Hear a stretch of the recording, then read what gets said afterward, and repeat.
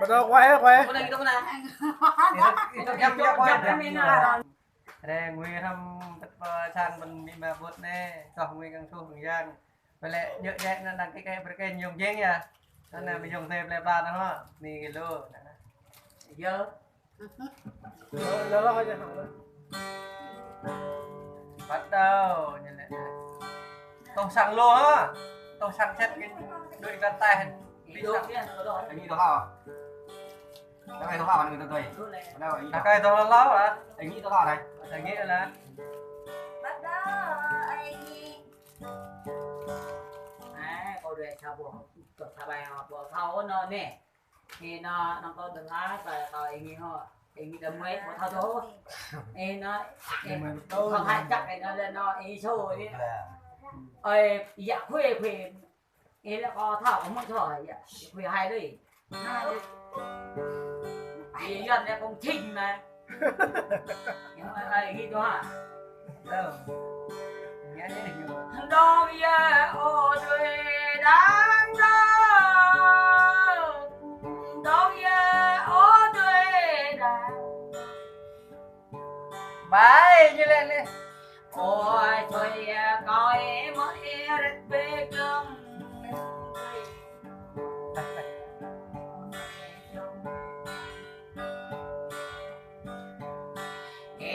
thao bộ dọc bài đêm này thuê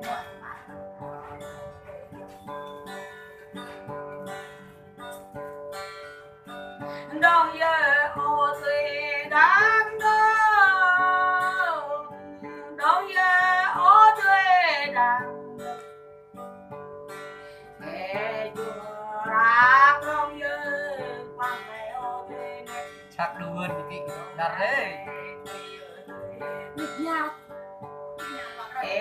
thuê ra em nhớ Ai nhiều hoa. Ở kia loại này.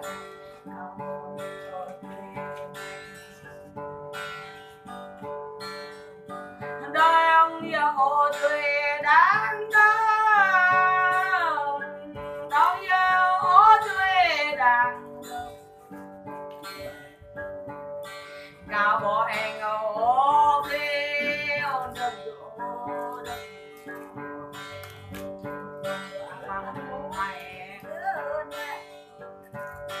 cao làm nghề và phục chế không bao nỗi đây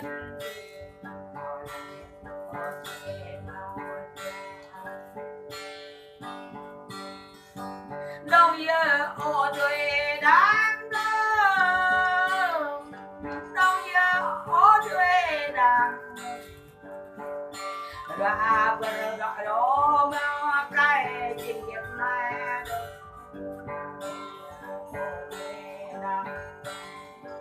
Là nước là. ở đây có bố mẹ tôi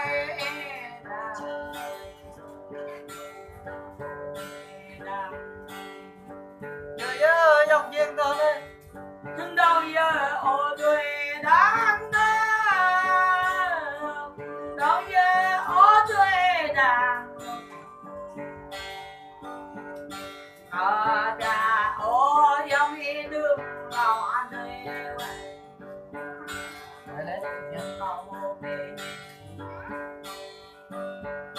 ô cành cỏ bố bê nhé ô hi này ô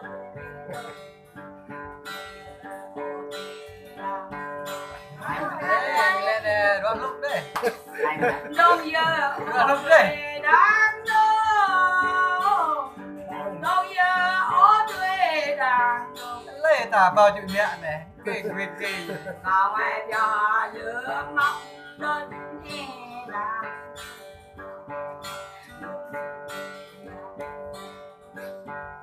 đó đây thì có đang đến nơi này đang anh lo không định đang nữ văn này để văn học đây đâu giờ ô thuê đáng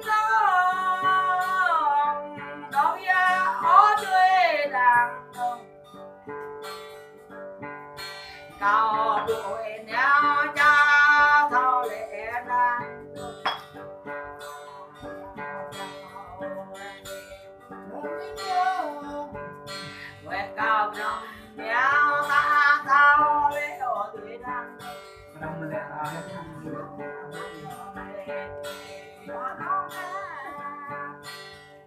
Vừa đi. Đông nhớ ô tuổi đáng đó e cúc đó chẳng vì e thằng đó riêng em bây giờ đang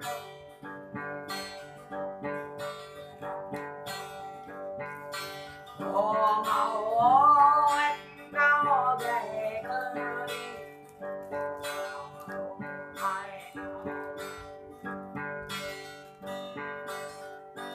đông nhớ ô tuổi đáng đó đông nhớ ô tuổi đáng ô về về có đi đâu về giờ em trốn lên cao này để đâu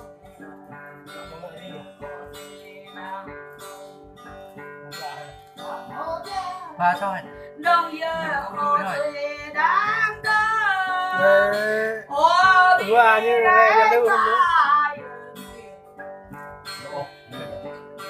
hơn nữa. Rất là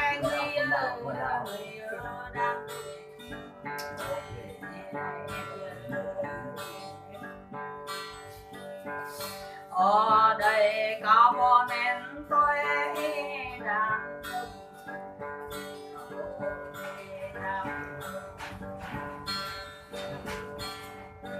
đông giờ ô tôi đang đông giờ ô tôi đang đông Nào em đâu vậy ông nghe bố con đeo cha thao đi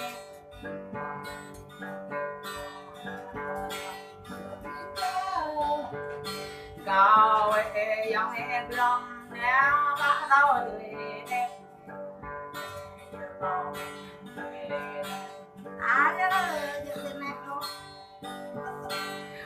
Hân đông giờ ô tuổi đáng đó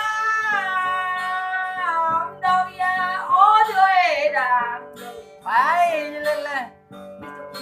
à đừng mẹo xe ta gần chả ngon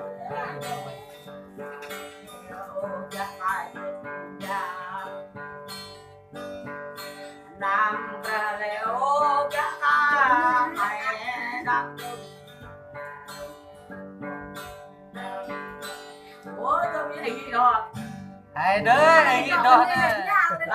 Hai đứa. nó mua tiếng cách chỗ nào Đánh nhau bộ